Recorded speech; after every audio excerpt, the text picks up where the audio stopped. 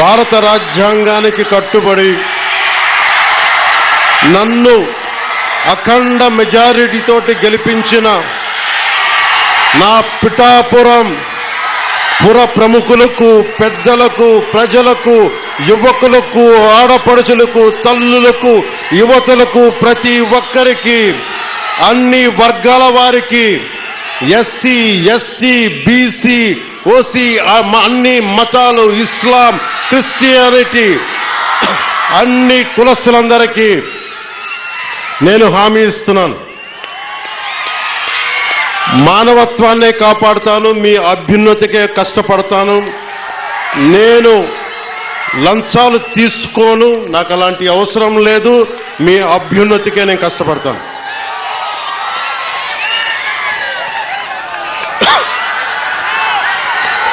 నేను చాలా రోజుల నుంచి మీకు చెప్తా ఉన్నా,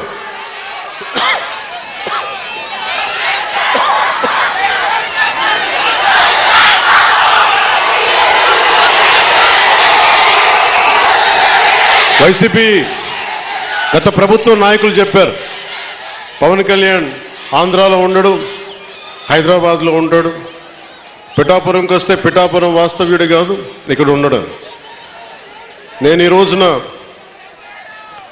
పిఠాపురం వాస్తవ్యుడిగా, సంపూర్ణ వాస్తవ్యుడిగా మారాను. ఎలా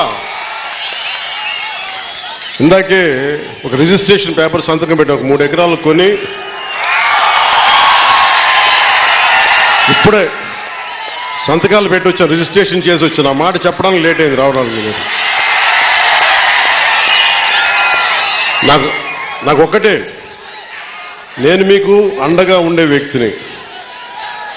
నేను మీరు చూడండి, మీరు నాకు గుప్పిడంత గుండె బలం ఇస్తే నాకు, నేను హిమాలయ పర్వతాలనంత బలంతో, తేజస్సుతోటి మన కూటమికే అండగా, విజయానికే మేమందరం అండగా పనిచేస్తాం. మీరు ఇచ్చిన స్ఫూర్తి. మీరు యువత ప్రతిసారి నలిగిపోతా ఉన్నారు. మనం వెళ్తా అన్నా మాకు ఉద్యోగాలు లేవు, ఐటీ పరిశ్రమలు తీసుకురా అన్నా, మాకు పరిశ్రమలు తీసుకురా. ఇందాకెళ్తే దారి పొడవునా మాకు నీళ్లు రావట్లేదు. పక్కనే కేంద్రం మనకి గ్రాండ్ పథకంతో వచ్చే నీటి పథకాలు ఉన్నా, కానీ పక్కనే 50 అడుగులు కూడా లేని పక్కనే ఉన్న గ్రామానికి నీళ్లు రావట్లా. వీటి వెనక కావాల్సింది అధికార యంత్రాంగాన్ని కొంచెం ప్రేమగా మాట్లాడి, బాధ్యతగా మాట్లాడి, గౌరవంగా మాట్లాడే పనిచేసే నాయకత్వం కావాలి.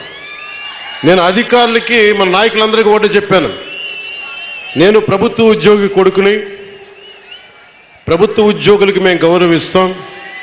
నాయకులందరికీ చెప్పాను, మీరు ఎమ్మెల్యేలుగా గెలిచి అధికార యంత్రాంగం మీద జులుం ప్రదర్శిస్తే మటుకు క్రమశిక్షణ చర్యలు ఉంటాయి. అధికారులకి చాలా చాలా గౌరవం ఇవ్వండి. ఒకవేళ తప్పేదైనా ఉంటే అది మాట్లాడే విధానం వేరే ఉంటుంది, కానీ మీరు గత ప్రభుత్వం నాయకుల్లాగా దౌర్జన్యపూరితంగా బెదిరిస్తే పార్టీ పరంగా క్రమశిక్షణ చర్యలు ఉంటాయని చాలా రివ్యూ మీటింగ్లో చాలాసార్లు చెప్పాను నేను.